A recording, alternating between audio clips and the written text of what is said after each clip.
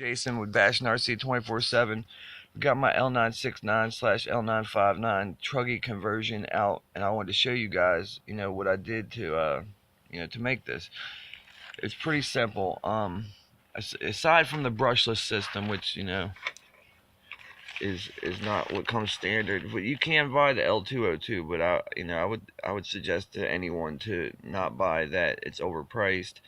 Buy the L969 and get the $25 brushless system and the brushless receiver, which is this thing right here, where it accepts the 3-wire for the ESC and the 5-wire for the servo. So anyway, all right. So in order to create this, you have to buy the L969, which is the truck. You got to get the axle ends, the cups for the rear and the front, and some tires. And both those are cheap. I can't remember the price. I had an extra L969 that had broken down, and I moved all my parts to a new one I'd bought, because I just wanted to get a new body for it. But the body is half the cost of the car, so I just bought a whole new car. So anyway, so I had the parts, and I made this. I'm running it on. I've got a 35 amp ESC that does not have a fan. I haven't had any overheating issues or anything like that. No cutoffs or anything from overheating. Thermal protect, none of that. I had no problems with that at all. So the 35 amp ESC does well with a 25C.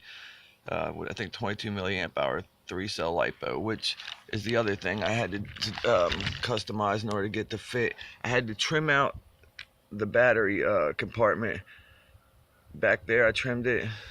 Up here it's trimmed on the inside, and because this thing is too fat, it won't even really fit width wise.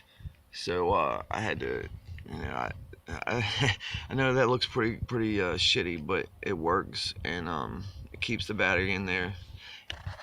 And yeah, so anyway, so this thing's a pretty badass car now.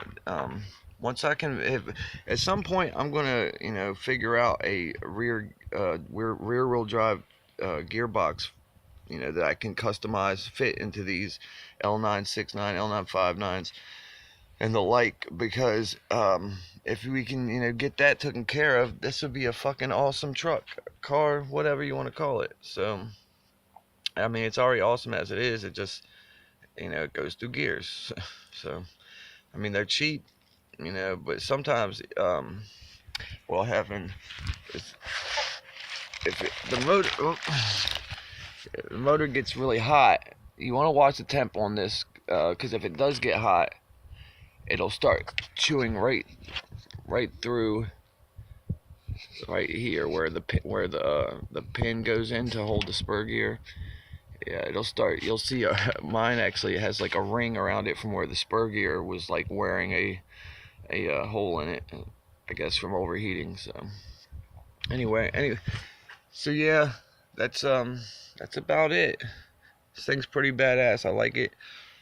I'm gonna get a run video here in a little while.